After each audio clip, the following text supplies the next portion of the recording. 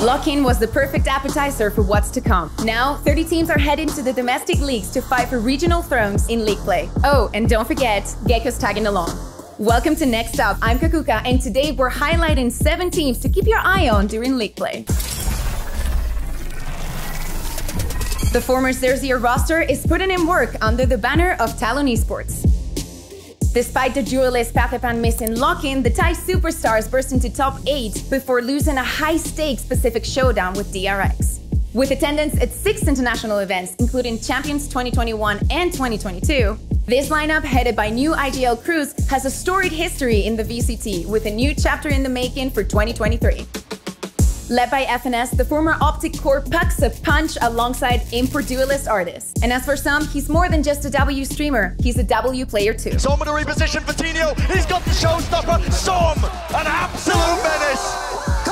Energy's tournament culminated in a top 8 battle against longtime rival Loud. The 2022 Champions Grand Finals rematch went the distance, and then some. In the end, Loud clinched the overtime victory and took the lead in the rivalry 4-3. But given the score, I wouldn't count Energy out next time they meet in LA. Leviathan are the ones moving forwards. Last year, Leviathan made a name for itself with explosive plays and unique strategies. This year, they're bringing that same energy but executing on a whole new level. Now, Shy! Get from above! Shy is an electric talent holding one of the highest KDs of any player, and their IGL King put on a truly iconic performance in Sao Paulo, coming up clutch when his team needed it most. King wins it out! The IGL drags them across the finish line once more!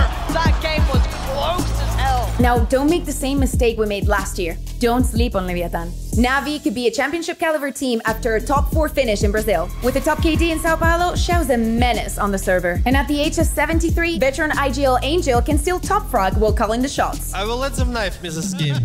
The big question mark heading into the season was how well Synod was going to fit into the meta. But with the return of Jet, the 2021 champion was right at home playing his signature agent. Still fragging! Even after falling to Fnatic, Navi remains a super team on the rise. Oh! Is a man possessed! DRX was one of the few teams to keep their 2022 lineup intact, and it's already paying dividends for the Korean powerhouse. Among their standout players, we have the criminally underrated Mako that finally got the recognition he deserves, the ever-consistent Buzz, and the high-impact flex player RB. And DRX has yet to debut up-and-coming duelist Foxy9. Could he see action during league play? After a top 3 finish at Champions and a top 4 in Sao Paulo, DRX is finally hitting its stride in global events.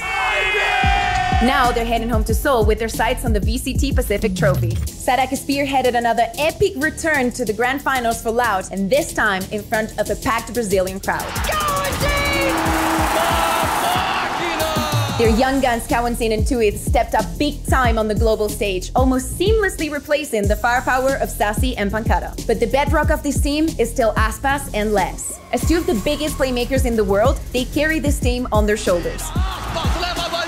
While Loud came up just short for a second title, they are the team to beat in VCT Americas. Fnatic's IGL boaster engineered the biggest Valorant comeback ever against crowd-favorite Loud. After falling behind 3-11 on the final map of Grand Finals, it looked like it was all over. Loud have ripped it from their hands. But Fnatic wasn't done. In the greatest mental reset in VCT history, they staged a staggering 9-round win streak to force overtime.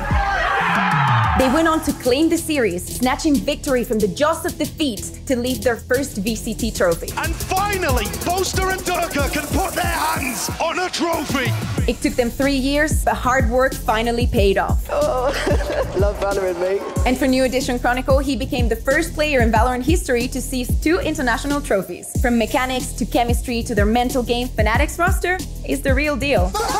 Leo was the Grand Finals MVP, but honestly, he earned it throughout lock-in, with 13 clutches and 160 straight rounds without a single first death. Turkish superstar Alpha Year delivered in key moments, and of course, Durka did what Durka does, fragged out. Through and it's a collateral! But the real magic behind Fnatic's first trophy was Boaster's calm and unyielding leadership. Does anyone back home have what it takes to beat this version of Fnatic? Tune into VCT EMEA starting off March 27th to find out. We've got the regional leagues getting ready to kick off, and I just can't wait to see who's going to be on top of each single region.